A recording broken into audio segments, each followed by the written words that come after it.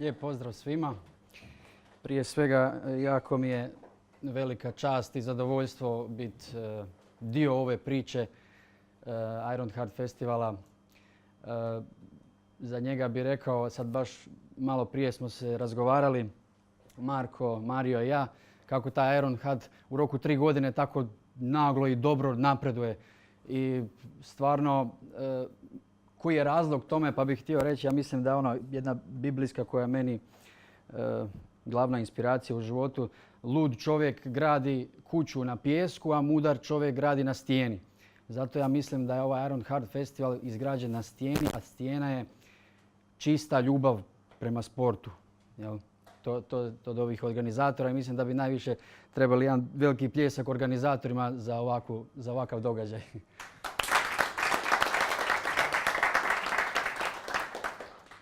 Pa stvarno slušam sve ove ambasadore i oduševljen sam odazivom publike i ljudi i natjecatelja. Svi ste natjecatelji, jel?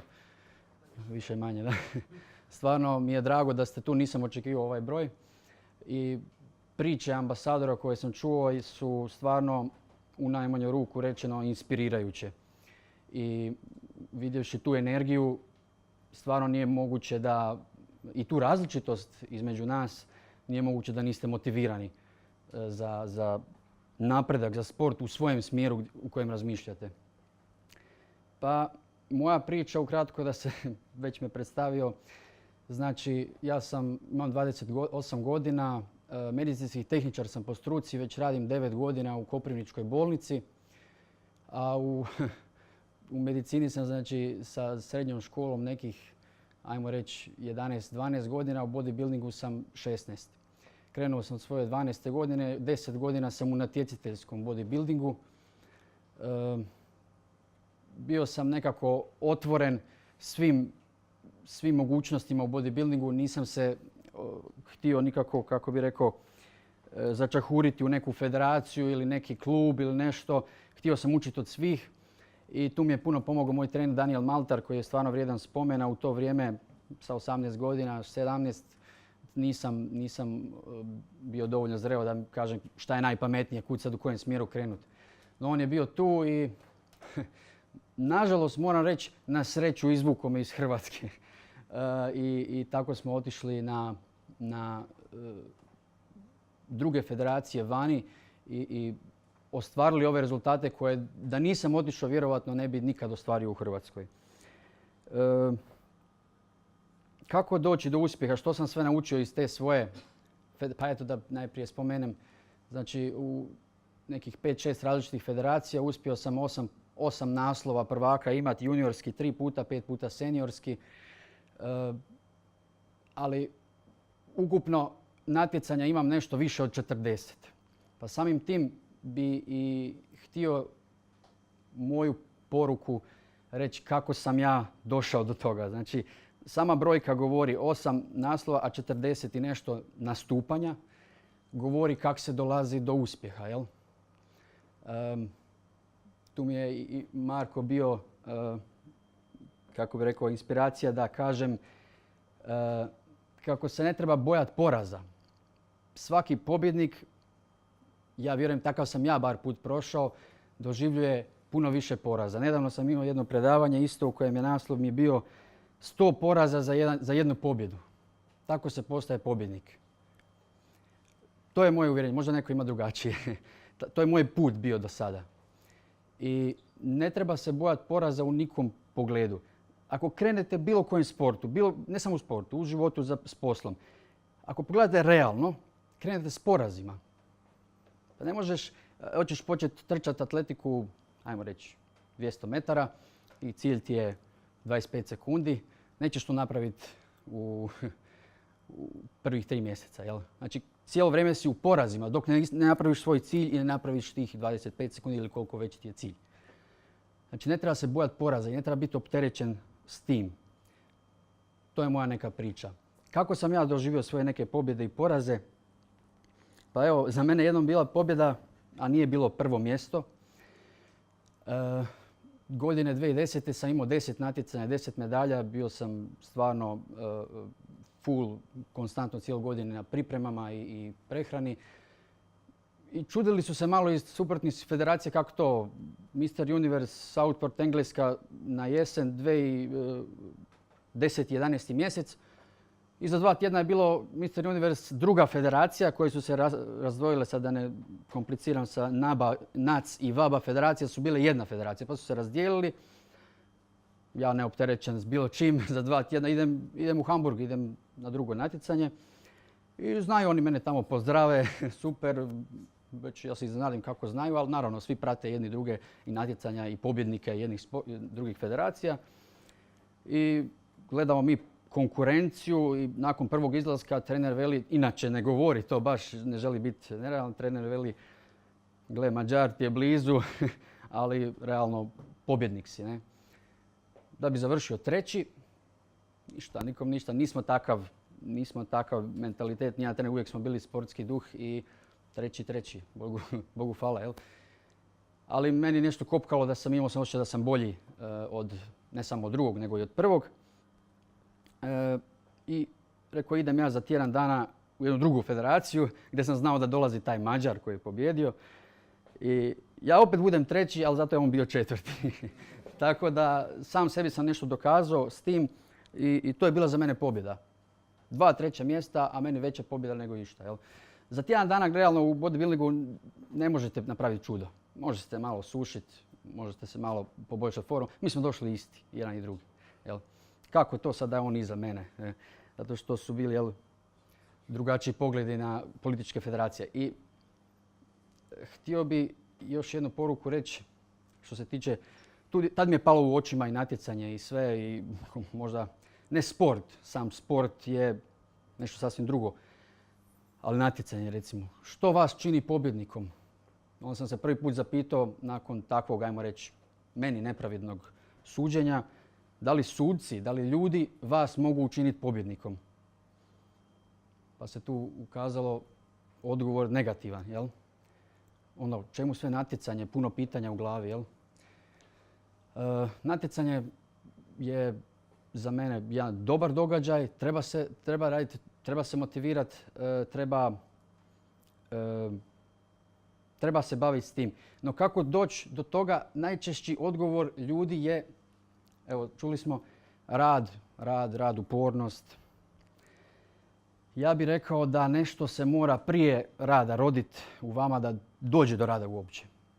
Za mene je to bilo s vremenom od 12. godine kad sam krenuo, možete misliti koji su bili motivi. Jel? A upravo mislim da je motiv onaj u vama što se rodi da bi počeli uopće raditi nešto. Motiv, volja ili možda meni najljepša riječ želja za nečim. Kada vidite cilj i vidite ga da je vrijedan, onda i idete k tome. Čak ne mora nužno biti vrijedan cilj, ali u vašim srcima, u vašoj glavi cilj vrijedan, vi ćete dati sve od sebe da to realizirate. Realno, ja se nisam obogatio od ničeg od toga. Menadžer je gurao i društvene mreže 2 godine dok je shvatio da ništa od toga u Hrvatskoj. Rekao je, prosti, ne mogu više, umorio sam se ja. I odi van i želim ti svu sreću. I tako je. Dobro, pomogao mi je puno, našao me par sponzora, a to sve privremene pomoći. Nisam se obogatio od toga, ali sam puno naučio. A ono što je najbitnije da naučite i izvučete iz onog što radite, da kad se rodi taj već motiv i želja da nešto postignete, da ne bude pogrešno. Jer uz motiv se svašta još drugog rodi. Uz bodybuilding svakakvi idu još, bi rekao, natuknice ili pojmovi koji se rađaju. Pa evo, svjedoci smo svi ovdje da je zavis često na društvenim mrežama i ljubomora, ego, dira se tuđi ego u sportu. Moje iskustvo da ne treba postojati uopće. Jel? S njim nećemo ništa postići.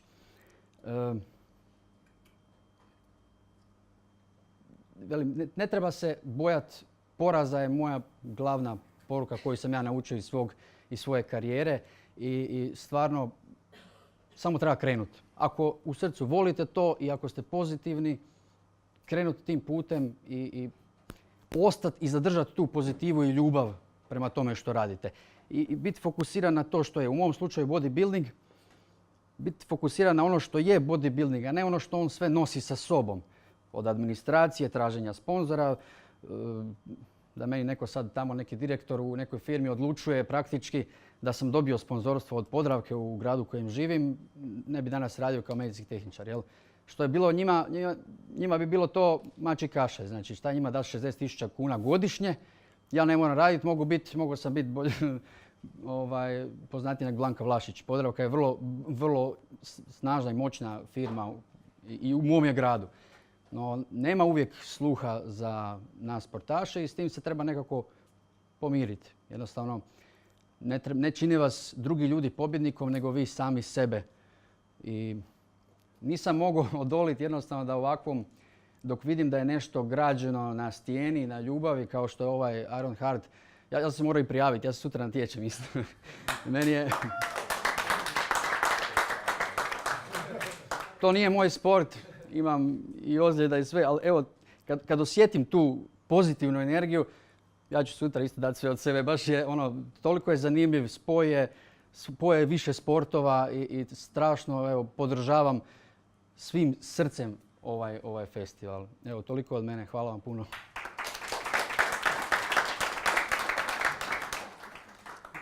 Aha. Imamo kao pitanja kako? Izvoli. Htio bih pitati gospodina Perotola zašto nije prešao u AFBB u Premier ligu kad je svoje sve druge lige? Da, dobro pitanje. Moja bila je odluka glavna u životu kojim smjerom hoću krenuti.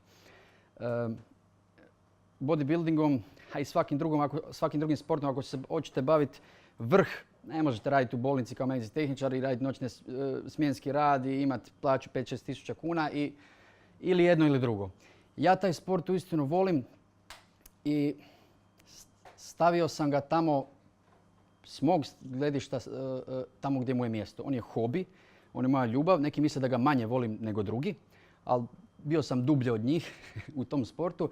Tako da nisam se odlučio jer taj put bi bio daleko toga. Ta je federacija najjača i ja sam 2008. izašao iz njih zato što u Hrvatskoj baš nije nešto funkcioniralo.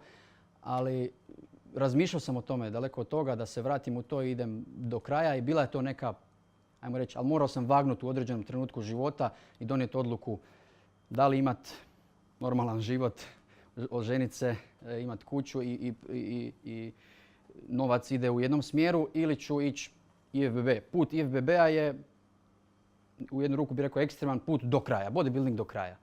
A ja sam samo tako znao isto na taj način. I dobro je Marko rekao, on išao sve 100%. Ja nikad nisam dao 100%. Evo, nažalost, ja sam dao trenutni 100% koji je moj trenutni 100%. Ali mojih 100% nikad nije viđen još na natjecanju. Da, zato što jednostavno puno toga treba, ono što nažalost ulazi u sport, a to je financije, uvjeti. Bez uvjeta ne možeš krenuti. Neće sad neko iz Afrike, tamo iz Čada, nema za šta jesti i biti profesionalni bodybuilder. Jel?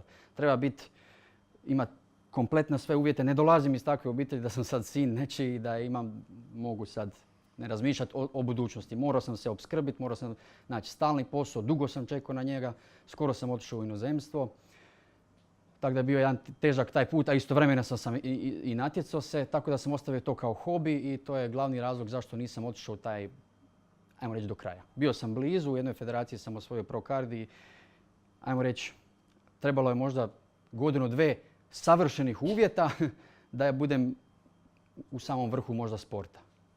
Koliko sad godina imate? 28. Da li mislite se vratiti? Sad kad imate idealne uvjete, oženili ste se, imate stalni posao. Da li ti sebe čuješ? Sad nisu idealni uvjeti. Realno, nikad nisu idealni. Zato velim, nikad nisam dao 100%. Ne žalim za tim. Moja mladost mi je bila u bodybuildingu i stvarno ne bi mijenjao ni za što. Ali nikad ne reci nikad. Ja neću reći sad nema šanse. Trenutno ne vidim perspektivu u kojem se isplati davati. Ja bi morao dati cijelu svoju plaću. ženo ti radi za sebe, nemam vremena za ništa. Znači, poslije svog radnog vremena ja bi morao na trening, nećemo se ništa ne vidjeti. Trpi društveni život, trpi brak, trpi sve. Jel? Tako da, možda jednog dana kad se posloži nađem nekog idealnog sponzora koji će mi dati kao što je Podravka mogla sutra da hoće dati ili Agrokor. Nekih 60-70 tisuća kuna godišnje za individualca, ali moraju oni znati zašto. Jel? Dok oni god ne vide zašto, a u Hrvatskoj dok te pitaju šta je bodybuilding, da li se tučeš ti? Znači, ne znam se baš puno. Mi znamo koji jesmo u tome, ali nije još toliko popularan. Jer tada ste jedne godine kad ste bili junior, prije ne znam koliko, pobijedili ste čak Petlar Da, ja i on smo 1-0. Da. koji je danas BB Pro. Da. I ne znam da li vi žalite možda i vi danas niste potegnuli za tim putem i bili pro isto. Nije se poklopilo, da. Evo, ja njemu čestitam, on je stvarno, čovjek je dao, ko ne riskira ne profitira i ja to skidam kapu. Znači, on je odlučio idem tim putem, idem do kraja, pa makar, mislim sad nek se desi neka ozljeda, gdje je on, ne? Meni je to rizičan put, evo.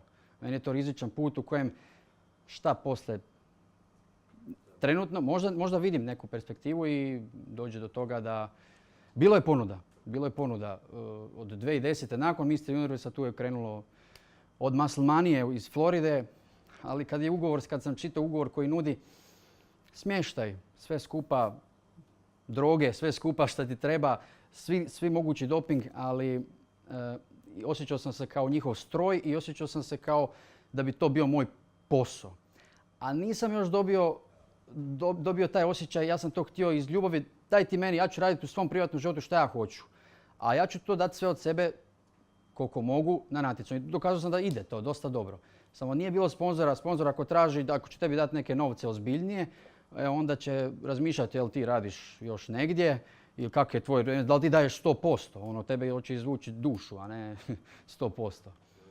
Znači ako nisi, navodno nakon 3 godine imaš ultimatum na neki način koji moraš usvojiti nešto i biti dovoljno popularan, što mi isto nije toliko zanimalo, da bi, ako ne uspiješ, određen postotak novaca i vraćaš ili tako nešto. I nije mi se svidio ugovor i ta cijela priča. Postalo je to tako, čekaj malo, ja sam sportaš, ja hoću dizati utege, ja hoću doći u vrh tog sporta. Uopće me nije zanimalo, toliko me umaralo ta administracija koju ja moram.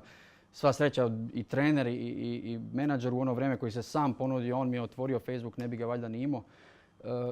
Da su me gurali na taj način, pomogli i dobri ljudi. Evo. I zato danas to imam, čini mi se, osjećaj kad sam među dobrim ljudima, pa sam zato se odazvao na ovaj festival. Evo. Ništa. Pošto ste rekli da niste pokazali svoj 100%, da li bi htjeli možda u budućnosti pokazati taj svoj 100%? Da li imate želje pokazati taj 100%? Pa evo na prvi odgovor mi pada trenutno sad, pa da, bi naravno, volio bih da se jednom vidi šta Pero Tomas može, jel do kraja. Neki mi je onako neostvaren san Mr. Universe seniorski NABA, ta mi se federacija strašno sviđa, da pokažem 100%, ali velim do tih 100% prestao sam razmišljati zato što realno ja mislim da mi treba, kad sam ja izračunao, ja mislim da imam dovoljno znanja da dođem do Olimpije. Znanje. Ali što će mi znanje ako nemam 20.000 kuna mjesečno da odvojim za to. Evo. Dok budem to imao, možda se vratim. Evo. I sad se dogodilo, umrlo su 2 ogromna bodybuildera, onak, Rich Piana i drugi se zove Dallas. Dallas, da. I onda sam slušao jedan video od youtubera nekog i rekao je nešto dosta zanimljivo, onako, da nema nikakav safety net unutar bodybuildinga, ne? Čovjek je umro od kako se obušio hrane, drugi je pao u bolnici, isto u kuhinji udario glavom. Nije udario glavom. Šta god da je, da ga je traktor pogodio, šta god već ono, ali uglavnom, ali čovjek dok si u bodybuildingu unutra stvarno onak i to se vidi izvana, ja to laički sad pričam ko što vaš gledam tu sa strane i to je moje skromno mišljenje. Ali mislim da bi trebali zajednički nekako napraviti, pospojiti sve te firme okolo, složiti nekako da se sportašima konačno da nekakvo osiguranje, da ti stvarno ako se ne zezneš, ne znam, kvadriceps ili nešto takoga, 2 dana prije natjecanja, nešto tako da ne onak izgubiš sve pare koje si mogu dobiti, di ti je onak egzistencija i onak na cijelo vrijeme onak se pokušavaš nekako svojim novcima i onda se još dogodi, ne znam, nekakva banalna stvar gdje ti ode doslovno cijela godina, ne? Ono što bi trebali napraviti nekako i to se može sigurno, samo je stvar o tome da trebamo objediniti dovoljno ljudi i dovoljno firmi da se konačno sportašima nešto da se oni mogu osigurati, da mogu jednostavno biti plaćeni. Svi drugi imaju UFC-u, imaju ne znam, u trčanju, u svakom drugom sportu imaju nekakvo osiguranje za ljude, oni imaju doktore, imaju ovo, znači ono, da se mogu na nešto pouzdati. U bodybuildingu toga nažalost nema još, ne? Najveće osiguranje primjera sam vidio u svom gradu, Podravkašice, znači Podravku, Vegetu, vjerojatno rukometašice znate svi. Oni kad završe sa svojom karijerom, bilo to ozljeda, bilo ne, Podravka njih jako dobro skrbi i zaposli ih u svojoj firmi. I to je jedna jako dobra osiguranje. Znači, znate, igrate rukomet, imate 3-4 tisuće eura mjesečno, ozlijedite se, dobro, past ćeš na 5.000 kuna, ali si siguran. Podravka te štiti, dobar sponzor. I to osiguranje mi je možda najbitnije. Ja nisam htio biti opterećen s tim da moram razmišljati šta ću sutra. Ima tih po ugovoru koji će oni tebe, pa možda i 2 godine, vući. Ali nakon ozljede, ajde sad ti s 35 počmi tražiti posao, dalje se snalazi i tako. Tako da nisam htio biti opterećen s tim gdje ću biti sutra, volim dugoročnije malo razmišljati i evo, na taj način sam odlučio. A to bi mi činilo veliko opterećenje sad kad bi morao. Ne bi više toliko uživao, čini mi se, u svom sportu. Ovako neopterećeno kao hobi i daću sve od sebe i baš mislim zato da sam i uspio ostvariti te neke rezultate. Hoću uspjeti, neću uspjeti, idem na natjecanje neopterećen i... Tko može još kako pitanje? To je jedan veliki pljesak za naše. Hvala.